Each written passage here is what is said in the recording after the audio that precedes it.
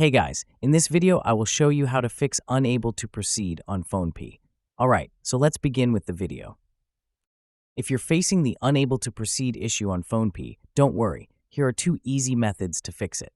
So, in order to fix this issue, you have to follow these steps. First, open your Settings app, scroll down and tap on General, then go to iPhone Storage. From here, look for the PhonePe app and tap on it. Now select Offload App and confirm it by tapping on Offload again.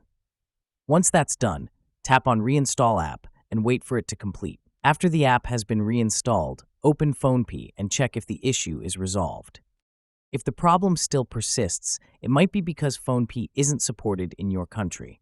In this case, tap on Contact Support and you'll likely see an error explaining the region restriction.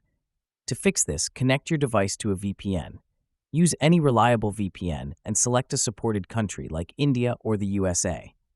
Once the VPN is connected, go back to the PhonePe app, tap Retry, and you'll see that it's now working perfectly. And that's it. So that's basically how you can fix unable to proceed on PhonePe. So that's all for this video. Consider subscribing if you find it helpful, and I'll catch you in the next one. Thanks.